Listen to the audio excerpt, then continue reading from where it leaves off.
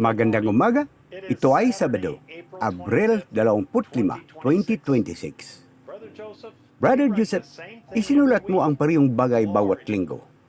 Lori, isusulat ko ito linggo-linggo para malaman niya kung gaano ka niya kamahal, kung sino ka, saan ka pupunta. Ang negatibo ay nagiging positibo. Ikaw ang salita na nagiging salita. Kung naghahanap ka ng ilang bagong kamangha-manghang paghahayag, nasa maling lugar ka. Ang lahat ng ito ay inihayag ng propeta ng Malakias 4. Narito ang isang napakagandang sulat mula kay kapatid na Joseph Branham. Ngayon, ang mga agila ay nagtitipon ng liham mula sa Branham Tabernacle. Minamahal na pinahalagaan na nobya. Huli na ang oras, malapit na ang panahon. Kailangan nang magdesisyon. Binabalaan ng Diyos ang kanyang mga anak. Ipinahayag at pinagtibay sa atin ng Panginoon nating Diyos kung ano ang kanyang katotohanan sa pamagitan ng kanyang salita at ng kanyang espiritu, hindi sa pamagitan ng kapangyarihan, hindi sa pamagitan ng lakas, kundi sa pamagitan ng aking espiritu. At ang iyong salita ay katotohanan. Lubos niyang pinagtibay sa nobya ngayon na si Jesus Kristo ay siya pa rin kahapon, ngayon at magpakailanman.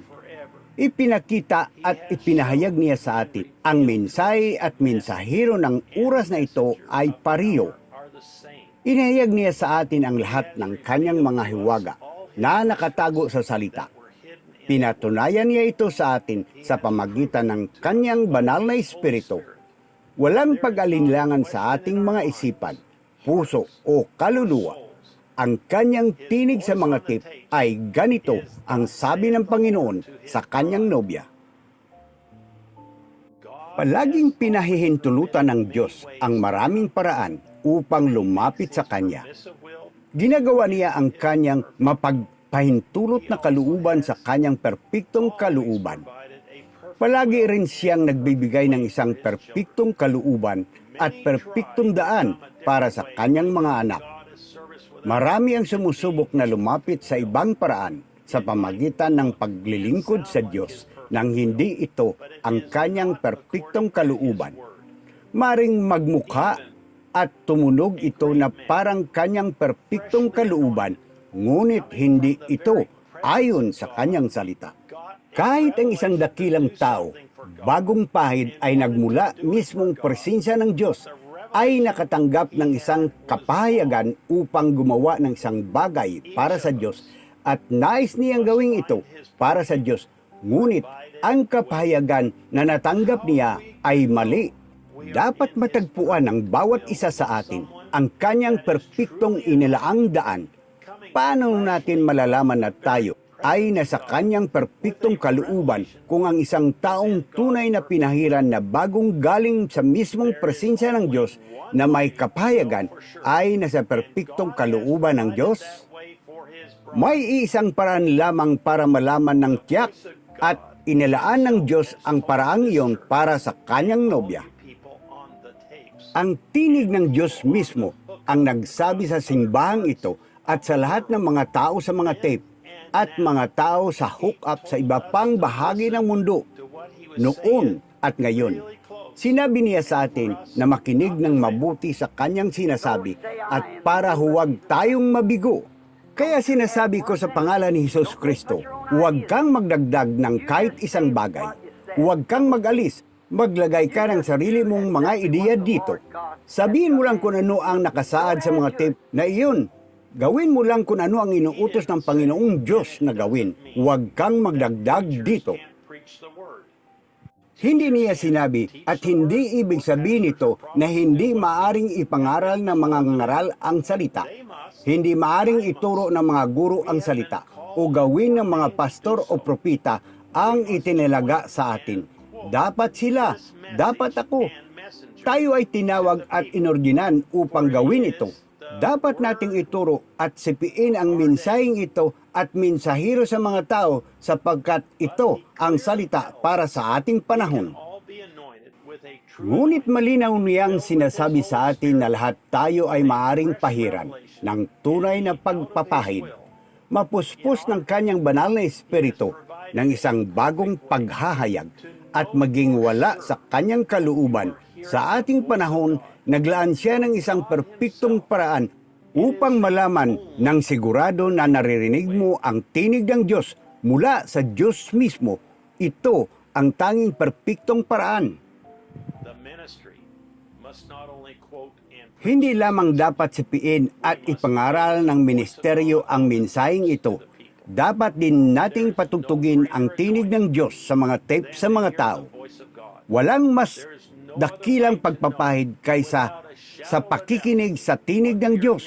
Walang ibang paraan upang malaman ng walang anino ng pag-alinlangan kung ano ang ating naririnig ay eksakto kung ano ang sinabi ng Diyos.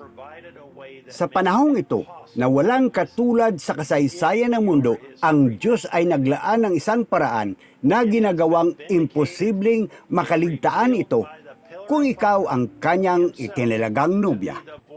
Ito ay napatunayan at inahayag ng haliging apoy mismo bilang ang tinig ng Diyos mismo na direktang nagsasalita sa kanyang simbahan. Sa loob ng mga milenyo, ang mga anak ng Diyos ay nananabik at nagugutom na marinig ang tinig ng Diyos para sa kanilang sarili. Gaano nila hinangad na sana ay naroon sila noong araw na nangaral si Jesus sa libu-libo sa bundok upang marinig kung paano niya binigkas ang kanyang salita ng may pagmamahal at habag, upang marinig kung paano niya binibigyan diin ang bawat salita, kung paano ito magsasalita at magpapatibay sa kanilang mga puso. Buhay tayo ngayon at sa presensya ng Diyos, naririnig ang tinig ng Diyos. Balang araw, sa lalong madaling panahon ay hindi na tayo babalik sa ganiting uri ng buhay. Babalik tayo bilang isang immortal na nilalang. Mawawala na ang kasalanan. Igagapo si Satanas sa loob ng 1,000 taon at mabubuhay tayo sa mundong ito na ibinibigay sa atin ng Panginoon nating Diyos. Tayo ay 100 kumplito. Hindi pa tayo kailanman naging ganito, kaya sa kawalang duda sa ating buhay, tayo ay kaisa niya at ng kanyang salita. Tayo ay kanyang salita. Tayo ay nasa kanyang ganap na kalooban sa pamagitan ng pagsusumali sa kanyang tinig, sa kanyang salita. Babalik siya anumang araw ngayon upang kunin tayo kasama niya. Salamat, Panginoong Hesus. Ipinahayag ng Panginoon mong Diyos kung ano ang katotohanan. Pinagtibay ng Panginoong mong Diyos kung ano ang katotohanan sa pamagitan ng kanyang salita at ng kanyang espiritu, hindi sa pamagitan ng kapangyarihan, hindi sa pamagitan ng kalakasan, kundi sa pamagitan ng aking espiritu at ang espiritu. Hinanap ng Diyos ang mga sumasamba sa Kanya sa espiritu at katotohanan. Ang iyong salita ay katotohanan at lubusan niyang pinagtibay na si Jesus Kristo ay na siya pa rin kahapon, ngayon at magpakailanman. Ipinakita niya ang mga binhi ng gabi. Inihayag niya ito sa inyo. Sa salita, pinatunayan niya ito sa inyo sa pamagitan ng kanyang espiritu. Buong puso kong inanyayahan ang bawat isa sa inyo na sumama sa isang bahagi ng kanyang nobya habang nagkakaisa tayo mula sa buong mundo sa ganap sa 12:00 ng tanghali, oras sa Jeffersonville, upang marinig ang kanyang tinig na magsalita sa pamagitan ng kanyang ikapitong anghel na mensahero at dalhin sa atin ang mensahe, pagsisikap na gumawa ng paglilingkod sa Diyos nang wala sa kalooban ng Diyos. 65-0718 Kapatid na Joseph Branham. Mga kasulatan babasahin bago pakinggan ang mensahe. Deuteronomio Kapitulo 4, versikulo 1 hanggang 4. Deuteronomio Kapitulo 4, versikulo 25 hanggang 26. Unang Kronika, Kapitulo 13. Unang Kronika, Kapitulo 15, versikulo 15. Mga Awit, Kapitulo 22. San Marcos, Kapitulo 7, versikulo 7. Joel, Kapitulo 2, versikulo 28. Amos, Kapitulo 3, versikulo 7. Malakyas 3. San Mateo, Kapitulo 11, versikulo 1 hanggang 15. Unang Korinto, Kapitulo 13, versikulo 1. Hanggang sa susunod, na pagpalain kayo ng Diyos at Shalom. Nais ko lang ipaalala sa inyo na kung mag-subscribe ka at pindutin ang kampana na kapag mag-upload kami ng pagbabasa ng banal na kasulatan para sa tape sa linggo, ay aabisuhan ka at ito ay may pamagat na Trying to do God a service without being the will of God. Number 65-0718M.